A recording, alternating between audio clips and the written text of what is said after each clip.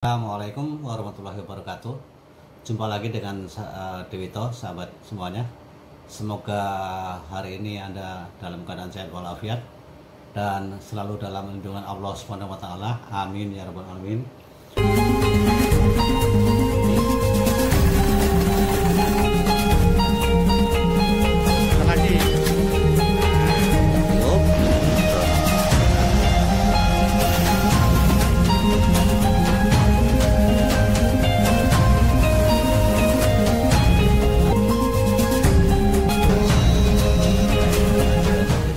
Terima kasih telah menyaksikan. Berikut ini ilustrasi sebuah gejolak dari hasil real pembongkaran. Mudah-mudahan Anda bisa membuatnya di rumah, bisa menggunakan bekas sok motor atau pipa dural atau kuningan dan lain-lain. Tinggal nanti ukuran menyesuaikannya. Mudah-mudahan bermanfaat bagi semuanya dan menjadi inspirasi bagi kita semuanya. Mari kita ikuti. Jadi inilah ilustrasi cara kerja gejolak pelupuk. Bentuknya sederhana. Kita lihat bagian-bagian utamanya itu adalah popornya, kemudian bagian kedua adalah barel dan blok chambernya, dan yang ketiga adalah unit tabung pipanya beserta aksesorisnya. Sahabat, kalau kita lihat ilustrasi cara kerjanya seperti ini. Kita buka dulu ininya, tutupnya, kemudian diisi. Setelah diisi, as ini buka sedikit dan didorong lagi kembali ke sini oleh spring. Kemudian di sini penuh, gitu ya. Nah, setelah di sini penuh, ini tekanan di sekitar 2000 psi. Nah, kemudian tarik handalnya, hamarnya mundur. Nah, ini nariknya ini bisa 5 tingkatan gitu. 5 tingkatan sesuai dengan kecepatan atau powernya nanti. Kemudian masukkan mimisnya ke dalam sini barel, kemudian didorong kembali. Nah, kondisi seperti ini sudah siap. Nah, bila kita operasikan ini pemicunya seperti itu. Nah, itulah kira-kira seperti itu fungsinya daripada dan cara kerjanya. Nah, selanjutnya kita lihat bagian-bagian gejolak, antara lain seperti ini. Ini adalah barelnya beserta rumahnya atau loading blocknya. Ini biasa, ini diameternya OD 13 ya. Kemudian levernya atau penusuk. Nah, ini diameter 8, cukup panjang, ini hampir 220 mm.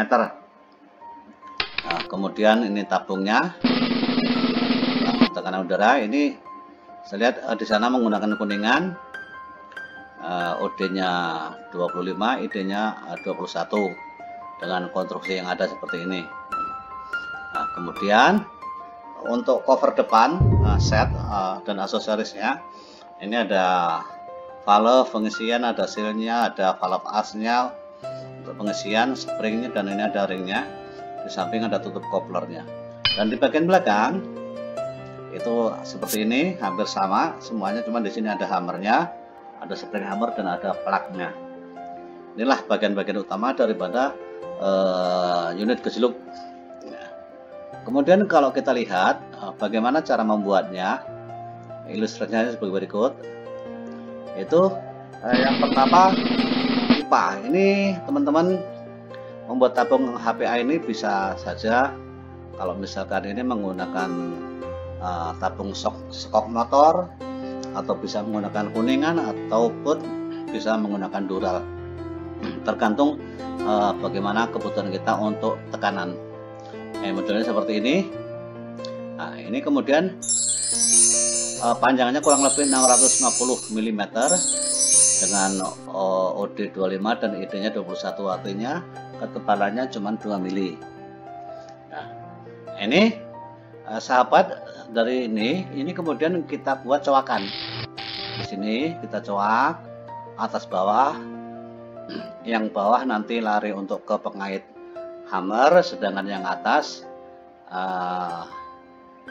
adalah pengait hammer, maaf.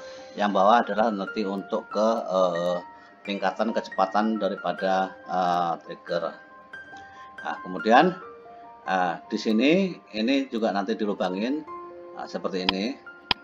Ini dilapisi lubang. Nah, tapi lubang ini sebaiknya dibuat setelah nanti jadi tutupnya, supaya nanti tidak berubah posisinya. Dan ini adalah lubang transfernya. Nah, itu yang pertama, jadi tabung HPA-nya. Jadi panjangnya sekitar 600 mm. Nah, kemudian bagian cover depan itu mulai dari tutup coupler ini kita buat juga. Ini bisa menggunakan material teflon atau aluminium dan lain-lain. Nah, kemudian valve setnya ini untuk pengisian, ini panjangnya kurang lebih 65 mm. Bentuknya seperti ini, dan saya lihat untuk couplernya sendiri menyatu, dan ujungnya dikasih seperti ini nanti untuk dudukan seal. Nah, dan ini adalah permukaan bidang yang nanti berhubungan dengan valve. Nah, kemudian di sini ada sealnya. Nah, modelnya seperti ini standar. Kemudian valve as-nya, nah ini untuk pengisian. Nah, bentuknya seperti ini. Ini diameter ini lebih kecil dari ini, cuman dia untuk guide saja supaya ini tidak miring-miring. Baru springnya. Nah, kemudian di sini juga terakhir juga ada ringnya. Ini ring. Jadi ini komponen bagian depan. Bagaimana dengan komponen bagian belakang? Kita lihat. Ini pertama ini adalah loopnya, kemudian springnya, spring hammer. Kemudian hammernya ini kurang lebih panjangnya 50 mili. Nah, kemudian valve chambernya, nah ini kurang lebih rumah chambernya itu sekitar 50 mm. Nah, ini dibuat seperti ini, dan di sini ada lubang transfer udaranya. Kemudian di sini adalah seal, tempat sealnya nanti. Selanjutnya valve asnya, ini diameternya 3 mm. Nah, kemudian spring, ini diameternya 20 mili, panjangnya hampir 200, cukup besar. Di yang terakhir adalah ring sebagai penahan. Jadi untuk kejelup ini ukurannya jumbo-jumbo, ini sangat besar-besar semua. Ini yang model lama, ini valve-nya juga besar. Jadi berbeda dengan yang senapan zaman sekarang. Nah, bagaimana caranya setelah kita membuat ini? Selanjutnya kita akan melakukan cara perakitannya. Gitu. Jadi pertama itu tabungnya. Setelah ini dibentuk ya seperti ini di bawah untuk trigger nanti. Nah, tentunya di sini juga ada nanti untuk dudukan pemegang triggernya. Nah, ini udah dilubangin semuanya. Ini diameter 25, ID-nya 21, panjangnya sekitar 630, jadi setengah meter lebih. Nah, kemudian bagian selanjutnya ini ada komponen yang tadi, ini untuk bagian cover depan. Jadi bagaimana dengan cover depan? Itu seperti ini. Jadi sebelum kita masukkan ke dalam tabung ini, kita akan rakit dulu di sini. Nah, ini kita masukkan dulu sealnya. Nah, sealnya ini standar, banyak di pasaran. Itu. Kemudian asnya kita masukkan. Nah, sampai pertemuan ini ya, disinilah ini yang nanti membuat dia bocor apa enggak. Nah, kemudian springnya, nah ini kita pasang di sini. Nah, jadilah gitu. Jadi seperti ini. Nah, ini untuk cover depan. Nah, ini kita rakit dulu seperti ini. PR-nya ini gambarannya kecil ya, tapi ini sebenarnya panjang. Nah, di samping rumahnya ini panjangnya 630. Ini saya potong aja ini untuk ilustrasi. Nah, kemudian bagian belakang komponennya seperti ini. Mulai dari plug, spring, untuk hammernya sendiri. Ini modelnya di bor, dikait miring. Rumah valve-nya seperti seal, valve asnya atau klepnya, spring dan ring. Ini juga kita rakit dulu. Ini sealnya kita pasang di sini. Nah, di sini. Nah, setelah itu baru asnya kita masukkan. Nah, seperti ini. Baru springnya kita pasang. Nah, inilah kira-kira gambarannya. Nah, sebelum kita pasang. Nah, setelah itu yang pertama kita pasang itu adalah ini ring depan. Ini masangnya cukup kenceng karena ini dibentuk dipasang dengan press fit. Nah, jadi dan yang di belakang juga seperti itu. Nah, seperti ini. Jadi jaraknya ini pendek ya. Ini jarak totalnya aslinya itu sekitar 220 mili, jadi kecil. Nah, ini nanti setelah ini tidak dibuka-buka lagi karena dipasangnya press fit ini ya. Press fit ring ini. Nah, kemudian baru dipasang valve-nya. Nah, di sana. Nah, ini ring inilah nanti sebagai fungsi untuk menahan per ini pengisian. Nah, seperti itu. Nah, setelah itu baru kita pasang yang bagian belakang. Ini kita pasang di sini, masukkan. Nah, sampai pernya ke sini. Nah, yang menutup as ini adalah per ini untuk as hammer, dan yang depan adalah juga sama. Ini konstruksinya hampir sama. Nah, ini ukurannya besar. Ukurannya 20 mili ini. Ini ukuran valve-nya itu hampir 12 mili. Cukup besar dengan asnya 3 mili. Nah, baru kemudian dipasang ini. Nah, sebelum kita balik nanti tutupnya supaya nanti nggak rusak di sini. Baru dipasang hammernya. Nah, masang hammer ini harus dilepas dulu, ini nggak bisa. Nah, setelah masuk ke sini baru dipasang hammernya.